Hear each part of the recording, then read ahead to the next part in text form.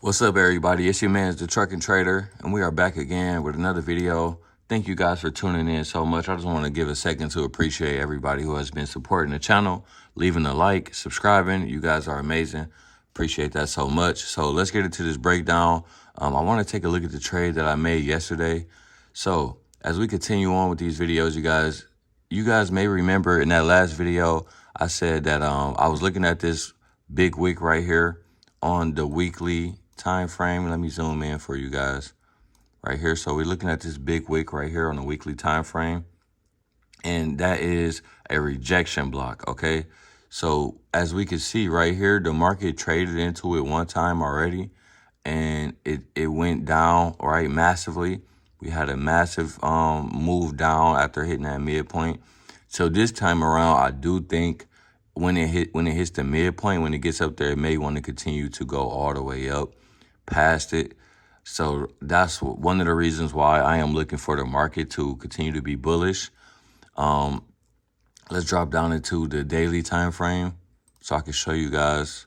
I just have to do a top-down analysis every video so y'all can remember what it is that I'm looking at when I'm trading in these markets, right?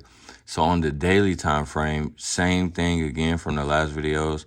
I like to use the wicks. Sorry about that. That's the wrong tool. I like to use the wicks.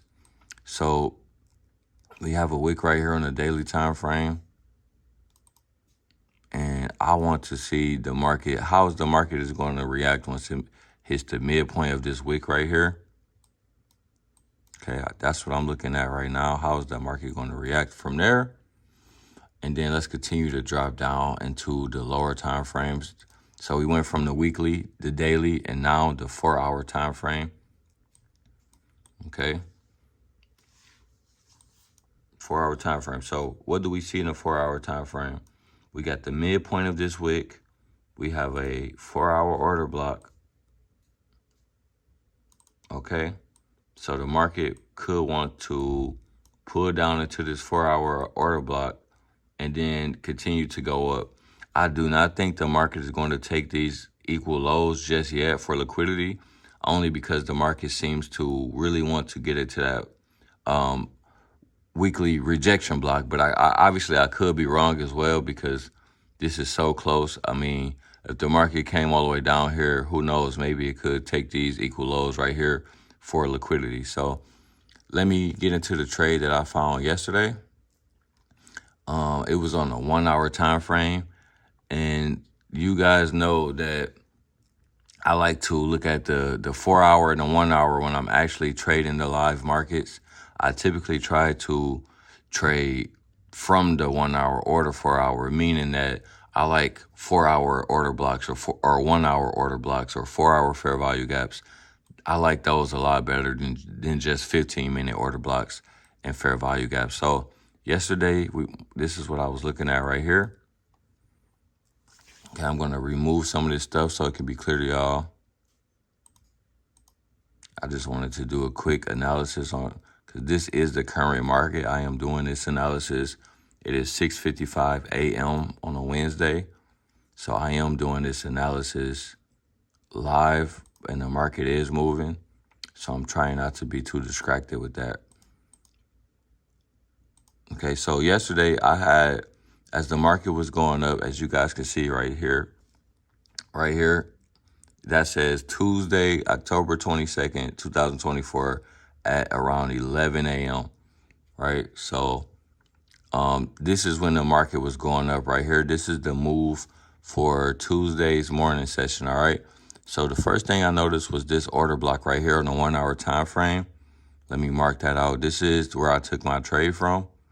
Now, initially, I was not in love with this order block, and that's only because when I use this swing high right here and put my fib below it, yes, it is in discount, but I also noticed, and you remember I was telling y'all in the last video, in the last premium versus discount video, that I like to use the entire range for premium and discount, right? And when I put that on my chart, this entire order block wasn't in premium, right? Meaning that it wasn't above my 50% level. This yellow line right here is my 50% level. once again, you guys. And for those of you who do not know how to use the Fibonacci tool, let me know. I can make a video on that as well. But just know that this is a range right here. And the halfway point of this range is this yellow line, which is the 50% level, right? So I noticed that we had a 1 hour order block right here. Okay. And then we also had a 1 hour order block right here, right? So I didn't really know which one would be hit first. So when the market was open and then the prices started to soar into these 1 hour order blocks, this is where I took my first trade right here on this candle. I don't know if y'all can see that. I'm gonna zoom in a little bit, right? So on that candle was where I took my first trade. And if you guys can see, right, the midpoint of this wick right here, okay, the midpoint of this wick, look at that. Price went just above it and came back down a little bit in real time, okay? So price went just above that, and then it did have a reaction. And that's essentially, that was my entire trade, made about 1%. So I'm going to try to put a vertical line on this so we can find it on the smaller time frame. We can get a closer look at this on the 1 minute. So let me see if I can find that for you guys real fast. Okay. Just bear with me. Trying to find this for y'all on a smaller time frame so we can look at that, right? Okay, so look at this. Okay, so right here is when price went above its midpoint. Okay, so I'm going to show you guys my entire trade. So remember, this little yellow zone right here is the 1 hour order block.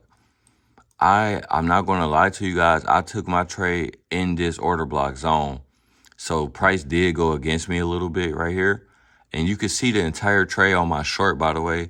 If you guys go pull up that short that I just posted yesterday, and you guys will notice that I recorded that video on the 1 hour time frame just so you guys can see it clearly. Normally I record them on the 1 minute time frame, but I wanted you guys to see that trade as clear as possible. So I did take this trade a little bit early. I think it was like in the midpoint right here. And then it went a little bit higher into the wick.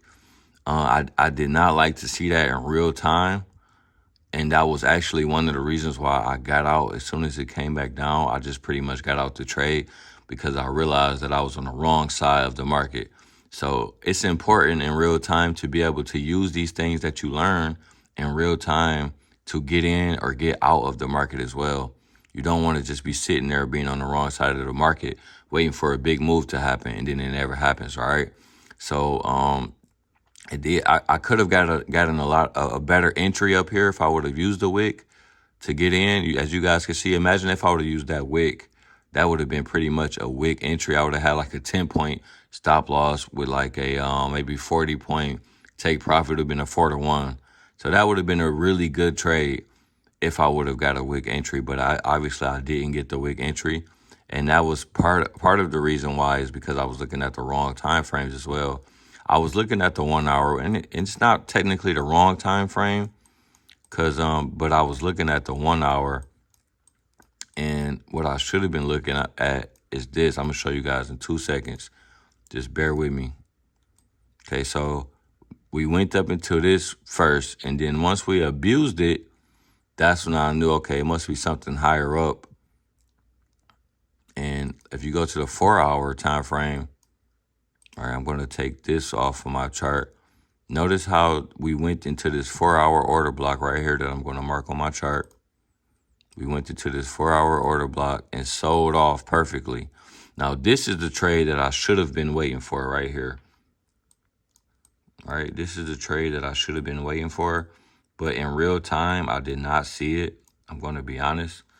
And I had already made my 1% on my prop firm account. And I just didn't want to take any more trades again. So, but look how the price went right into this order block and sold off, right? That was beautiful. That was perfect. That's kind of what I was wanting to see from that 1 hour, but I wasn't paying attention. And this is why, you know, anybody can make a mistake. But this is why I stay on the higher time frames, because if you're on a 1 minute time frame or the 15-minute time frame, you may not see this properly, right? So look how we had this liquidity up here. The market comes to run this liquidity, right? Hits this 4-hour order block, sells off. Now today, when I'm trading the markets, I'm going to be looking at this 4-hour wick right here, this wick candle, seeing, okay, I'm going to show you guys what I'm going to be looking at today. So tomorrow when I do a review video, if I do trade today, y'all can see what I be looking at in real time, all right? So today we got these equal highs right here on the 4-hour. Okay, wait, come on, work with me. Okay, these little equal highs right here. And then the midpoint of this wick.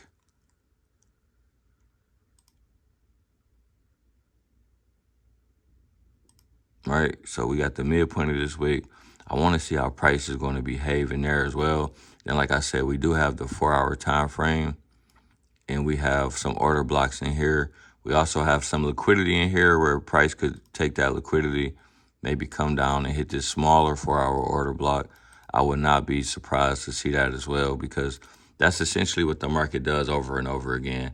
It takes liquidity out of the market. So we have liquidity right here. Right, we just seen liquidity get ran on the buy side. It wouldn't be a shocker to see it get ran on the sell side the next day. So it's only one way to find out.